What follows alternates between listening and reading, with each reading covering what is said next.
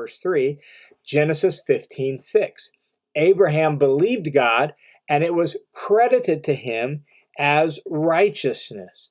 And so Abraham is credited as righteous. In other words, he was justified. He was put into a right relationship with God, not on the basis of his works, but on the basis of believing God, trusting God's promise. When you read Genesis 15:6 in context, what you realize is that we're talking about Abraham being promised a son by God.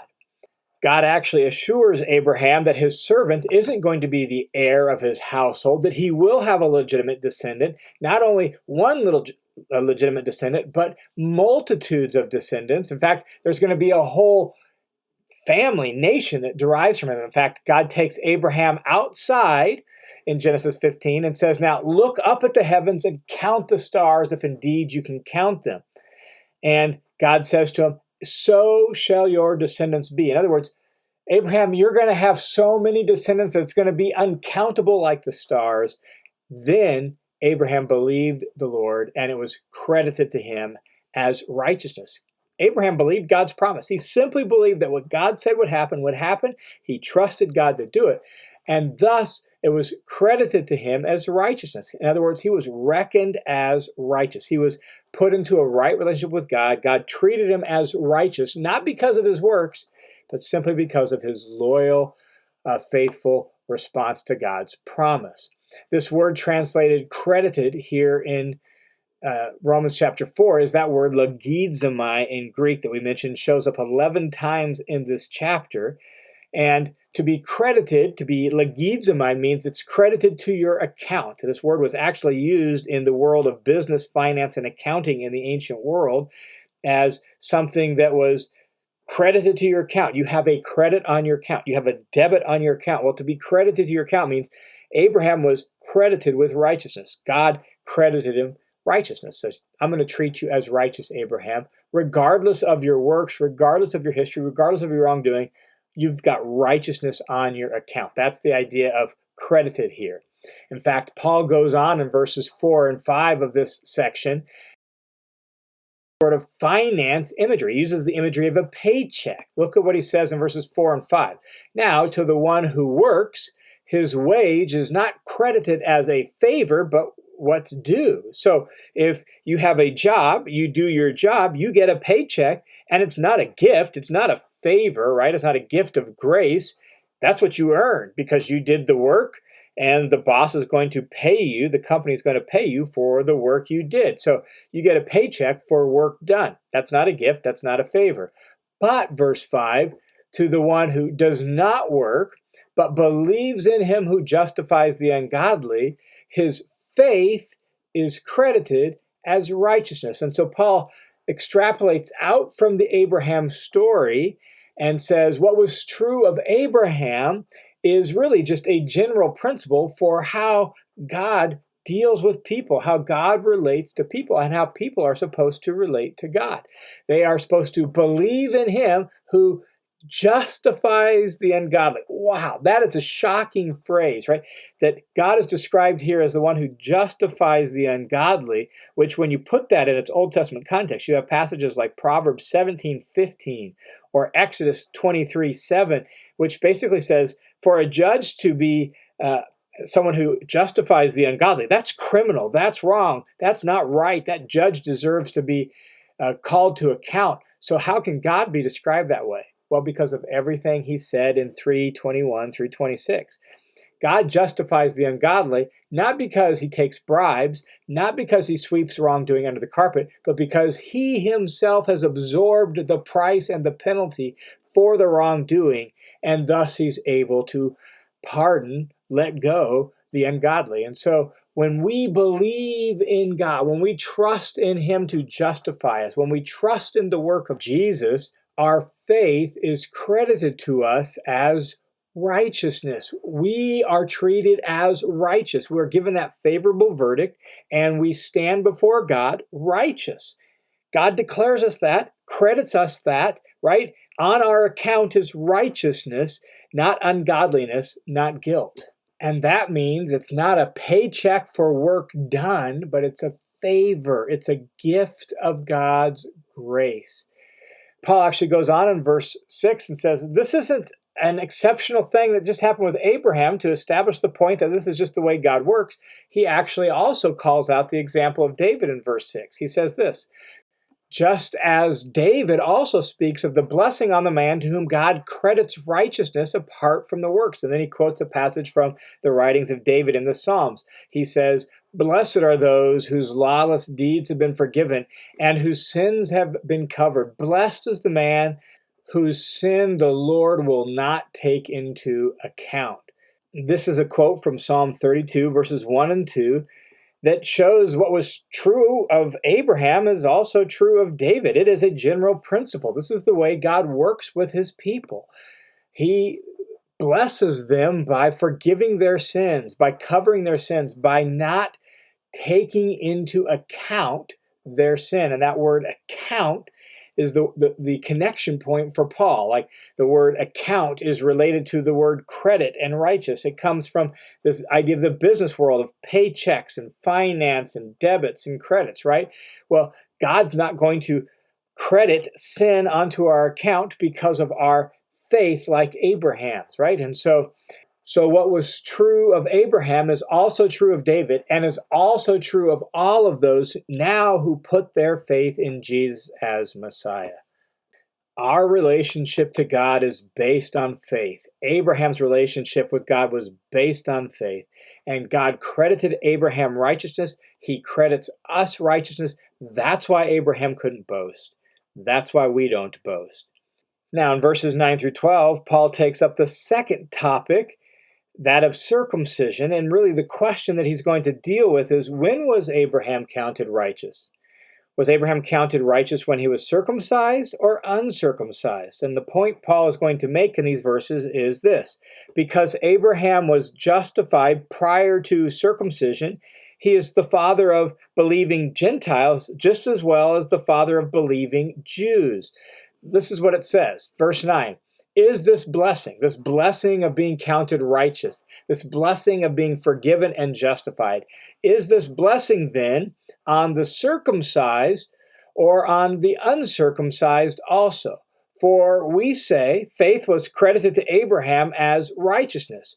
Well, how then was it credited? While he was circumcised or uncircumcised? And so there's the question. So he recalls what he quoted, Genesis 15:6, and says, when did this happen? When did this happen to Abraham? When did God count him righteous, justify him, put him into a right relationship with himself? And the reason this is an important topic is because circumcision was so central to the Jewish mindset and the Jewish, really, social understanding.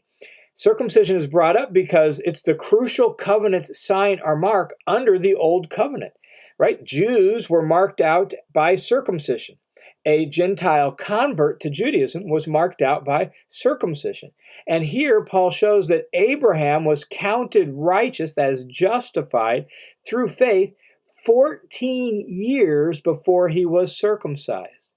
And so at that time, he was also promised to be a blessing to all people, all the nations, that is, to the Gentiles. And so the sign of circumcision came much later, he says, as a seal of the righteousness, that is, the right standing with God, the justification that Abraham had earlier. It's a seal or a mark of his faith, but the faith is central. That's the whole point Paul is making. And so he raises this question: when did this blessing happen? While circumcised or uncircumcised? And the answer he gives there in the second half of verse 10 is, not while circumcised, but while uncircumcised. In Genesis 15, when God says, you're credited as righteousness, Abraham, Abraham was uncircumcised. He was a Gentile. He wasn't a Jew yet. And you see, from the Jewish vantage point, Abraham was so sort of central to their understanding that some Jews even taught that Abraham sort of kept the law in advance, and it was sort of like the prototypical Jew. And Paul is trying to help them unlearn some of their misuse of the Abraham story by pointing out that Abraham, if you just pay attention to the chronology, Abraham was uncircumcised when God justified him. And he was justified purely by faith, not by keeping the law. And thus we know that Gentiles, uncircumcised people, can be justified by faith just like Abraham was. So Paul goes on here in Romans 4 and verse 11 and says, and he received the sign of circumcision, a seal of the righteousness of the faith which he had while uncircumcised, so that he might be the father of all who believed without being circumcised, that righteousness might be credited to them, and he might be the father of circumcision to those who are not only of the circumcision of Abraham, but also who follow in the steps of the faith of our father Abraham, which he had while uncircumcised. This is actually quite revolutionary. I'm imagining that Jews of Paul's day would have found this incredibly offensive, but it's logically true, it's chronologically true, it's historically true. The point Paul is making is that Abraham was credited as righteous while uncircumcised. Later, he received circumcision, and so, in effect, Abraham is really the father of both Gentiles and Jews when they have the same sort of faith in God that Abraham had. He is not just the father of the Jews, he's also the father of the Gentiles. And that is a shocking point that Paul uses to help us understand that God has always intended that his family would be composed of both Jews and Gentiles, marked out by faith. Let's go back and hit just a few details of those verses 11 through 12. He says that Abraham received the sign of circumcision as a seal of the righteousness of the faith which he had while uncircumcised. So Abraham was credited as righteous in Genesis 15. That happened 14 years before the covenant of circumcision, which showed up in Genesis 17. And so there's a 14-year gap between those two. And so Abraham received circumcision as a sign in Genesis 17 of the righteousness of faith that he had earlier, and he had for 14 years. Paul draws out this implication. He says, so that Abraham might be the father of all who believe without being circumcised. So he's the father of uncircumcised Gentiles, that righteousness might be credited to them, just like it was credited to Abraham. And so Gentiles, by virtue of the imitating Abraham's faith, can have righteousness credited to them as well. And in the same way, by receiving this sign of circumcision, Abraham's the father of circumcision to those who are not only of the circumcision that Abraham received, but also who follow in the steps of faith. So faith is primary. Sure, you're circumcised. Sure, you're of that literal heritage of faith of Abraham. Fine, well and good. But you have to have the faith of our father Abraham in order to experience the blessing of our father Abraham, which is this being credited as righteous. So the point is, when it comes to being righteous, that is being in a right relationship with God and entering into God's covenant family, Gentiles and Jews are on the same ground. And that ground is the ground of faith, now faith focused on Jesus as Messiah. And so Abraham is the father of uncircumcision, he is the father of circumcision, and the reason he's the father of both is because to be truly part of Abraham's family, that circumcision won't cut it. In terms of being in on the covenant, in terms of being righteous and justified, fleshly lineage must be accompanied by Abraham-like faith, and thus the ground of being part of Abraham's family is the ground of faith. And so we see that being justified by faith was the way it always was supposed to be. It's the way God has always worked from Abraham onward. God's people are people who trust in the promises of God, and they are justified by faith. They are credited as being righteous simply by trusting in the promises of God. And those promises are now centered in and focused on the person of Jesus, the Messiah.